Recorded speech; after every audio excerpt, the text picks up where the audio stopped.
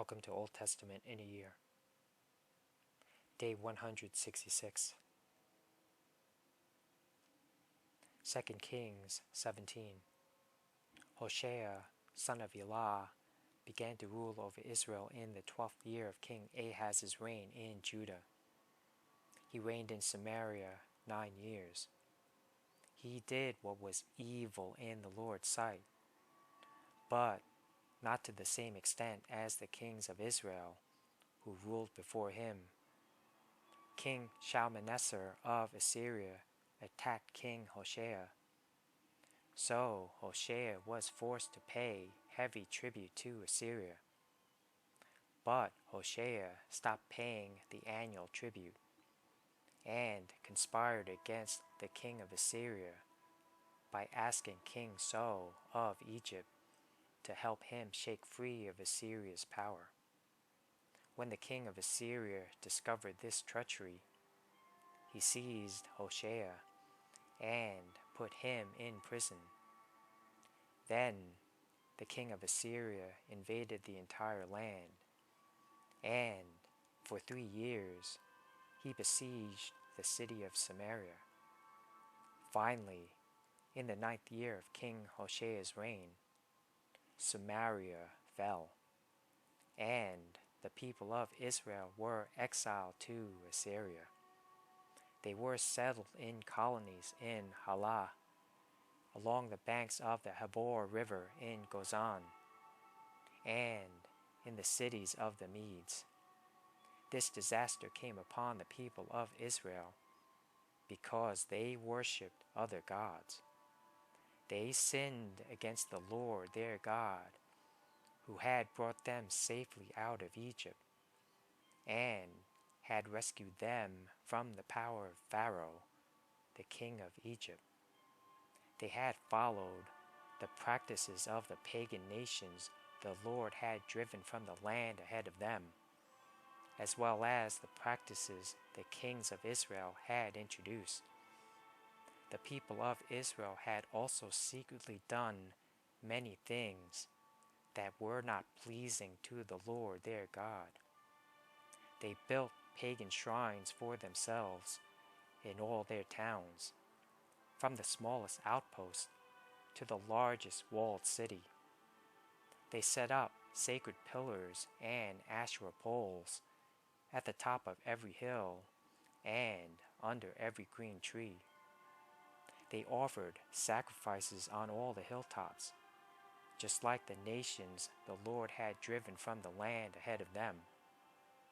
So the people of Israel had done many evil things, arousing the Lord's anger. Yes, they worshipped idols, despite the Lord's specific and repeated warnings.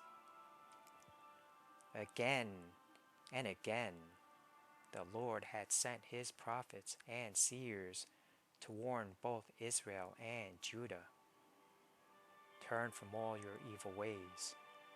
Obey my commands and decrees, the entire law that I commanded your ancestors to obey, and that I gave you through my servants, the prophets. But the Israelites would not listen. They were as stubborn as their ancestors who had refused to believe in the Lord their God. They rejected his decrees and the covenant he had made with their ancestors, and they despised all his warnings. They worshipped worthless idols, so they became worthless themselves. They followed the example of the nations around them, disobeying the Lord's command not to imitate them. They rejected all the commands of the Lord their God and made 2 calves from metal.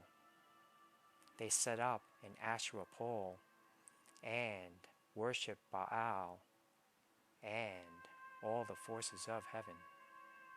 They even sacrificed their own sons and daughters in the fire. They consulted fortune tellers and practiced sorcery and sold themselves to evil, arousing the Lord's anger. Because the Lord was very angry with Israel, He swept them away from His presence. Only the tribe of Judah remained in the land. But even the people of Judah refused to obey the commands of the Lord their God, for they followed the evil practices that Israel had introduced.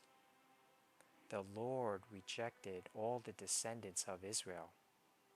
He punished them by handing them over to their attackers until He had banished Israel from His presence. For when the Lord tore Israel away from the kingdom of David, they chose Jeroboam, son of Nebat, as their king. But Jeroboam drew Israel away from following the Lord and made them commit a great sin. And the people of Israel persisted in all the evil ways of Jeroboam. They did not turn from these sins until the Lord finally swept them away from His presence, just as all His prophets had warned. So Israel was exiled from their land to Assyria, where they remain to this day. The king of Assyria transported groups of people from Babylon, Cutha, Ava, Hamath, and Sepharvaim, and resettled them in the towns of Samaria, replacing the people of Israel. They took possession of Samaria and lived in its towns. But since these foreign settlers did not worship the Lord when they first arrived, the Lord sent lions among them, which killed some of them. So a message was sent to the king of Assyria: "The people you have sent to live in the towns of Samaria do not know the religious customs of the God of the land. He has sent lions among them to destroy them, because they have not worshipped Him correctly." The king of Assyria then commanded, "Send one of the exiled priests back to Samaria. Let him live there and teach the new residents the religious customs of the God of the land." So one of the priests who had been exiled from Samaria returned to Bethel and taught the new residents how to worship the Lord. But these various groups of foreigners also continued to worship their own gods. In town after town where they lived, they placed their idols at the pagan shrines that the people of Samaria had built. Those from Babylon worshipped idols of their god Succoth-Benoth. Those from Cutha worshipped their god Nergal. And those from Hamath worshipped Ashima. The Avites worshipped their gods Nibhaz and Tartak. And the people from Sepharvaim even burned their own children as sacrifices to their gods Adramelech and Anamelech. These new residents worshiped the Lord, but they also appointed from among themselves all sorts of people as priests to offer sacrifices at their places of worship. And though they worshiped the Lord, they continued to follow their own gods according to the religious customs of the nations from which they came. And this is still going on today. they continue to follow their former practices instead of truly worshiping the Lord and obeying the decrees, regulations, instructions, and commands he gave the descendants of Jacob, whose name he changed to Israel. For the Lord had made a covenant with the descendants of Jacob and commanded them, "Do not worship any other gods, or bow before them, or serve them, or offer sacrifices to them, but worship only the Lord, who brought you out of Egypt with great strength and a powerful arm. Bow down to him alone, and offer sacrifices only to him. Be careful at all times to obey the decrees, regulations, instructions, and commands that he wrote for you. You must not worship other gods. Do not forget the covenant I made with you, and do not worship other gods. You must worship only the Lord your God. He is the one who will rescue you from all your enemies." But the people would not listen and continued to follow their former practices. So, while these new residents worshiped the Lord, they also worshiped their idols, and to this day their descendants do the same. 2 Kings 18. Hezekiah, son of Ahaz, began to rule over Judah in the 3rd year of King Hoshea's reign in Israel. He was 25 years old when he became king, and he reigned in Jerusalem 29 years. His mother was Abijah, the daughter of Zechariah. He did what was pleasing in the Lord's sight, just as his ancestor David had done. He removed the pagan shrines, smashed the sacred pillars, and cut down the Asherah poles. He broke up the bronze serpent that Moses had made, because the people of Israel had been offering sacrifices to it. The bronze serpent was called Nehushtan. Hezekiah trusted in the Lord, the God of Israel. There was no one like him among all the kings of Judah, either before or after his time. He remained faithful to the Lord in everything, and he carefully obeyed all the commands the Lord had given Moses. So the Lord was with him, and Hezekiah was successful in everything he did. He revolted against the king of Assyria and refused to pay him tribute. He also conquered the Philistines as far distant as Gaza and its territory, from their smallest outpost to their largest walled city. During the 4th year of Hezekiah's reign, which was the 7th year of King Hoshea's reign in Israel, King Shalmaneser of Assyria attacked the city of Samaria and began a siege against it. 3 years later, during the 6th year of King Hezekiah's reign and the 9th year of King Hoshea's reign in Israel, Samaria fell. At that time, the king of Assyria exiled the Israelites to Assyria and placed them in colonies in Halah, along the banks of the Habor River in Gozan. and in the cities of the Medes, for they refused to listen to the Lord their God and obey him. Instead, they violated his covenant, all the laws that Moses, the Lord's servant, had commanded them to obey.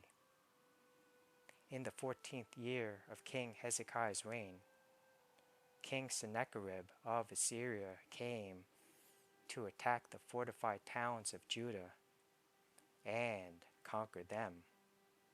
King Hezekiah sent this message to the king of Assyria at Lachish: I have done wrong. I will pay whatever tribute money you demand if you will only withdraw. The king of Assyria then demanded a settlement of more than 11 tons of silver and 1 ton of gold. To gather this amount, King Hezekiah used all the silver stored in the temple of the Lord and in the palace treasury. Hezekiah even stripped the gold from the doors of the Lord's temple, and from the doorposts he had overlaid with gold, and he gave it all to the Assyrian king. Nevertheless, the king of Assyria sent his commander-in-chief, his field commander, and his chief of staff from Lachish with a huge army to confront King Hezekiah in Jerusalem. The Assyrians took up a position beside the aqueduct that feeds water into the upper pool, near the road leading to the field where cloth is washed. They summoned King Hezekiah, but the king sent these officials to meet with them: Eliakim, son of Hilkiah, the palace administrator; Shebna, the court secretary; and Joah, son of Asaph, the royal historian. Then the Assyrian king's chief of staff told them to give this message to Hezekiah: This is what the great king of Assyria says. What are you trusting in that makes you so confident? Do you think that mere words can substitute for military skill and strength? Who are you counting on that you have rebelled against me? On Egypt? If you lean on Egypt, it will be like a reed that splinters beneath your weight and pierces your hand. Pharaoh, the king of Egypt, is completely unreliable. But perhaps you will say to me, we are trusting in the Lord our God. But isn't he the one who was insulted by Hezekiah? Didn't Hezekiah tear down his shrines and altars and make everyone in Judah and Jerusalem worship only at the altar here in Jerusalem? I'll tell you what, strike a bargain with my master, the king of Assyria. I will give you 2,000 horses if you can find that many men to ride on them. With your tiny army, how can you think of challenging even the weakest contingent of my master's troops, even with the help of Egypt's chariots and charioteers? What's more, do you think we have invaded your land without the Lord's direction? The Lord himself told us, attack this land and destroy it. Then Eliakim, son of Hilkiah, Shebna, and Joah said to the Assyrian chief of staff, Please speak to us in Aramaic, for we understand it well.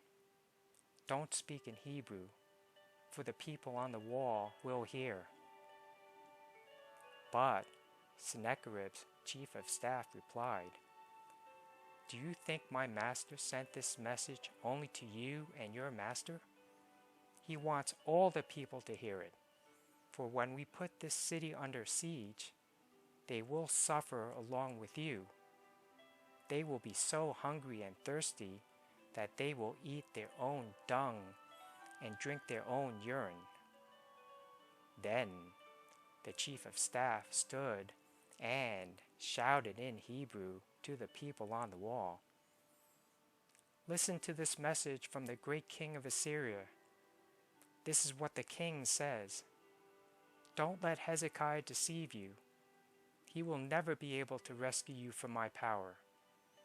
Don't let him fool you into trusting in the Lord by saying, 'The Lord will surely rescue us.'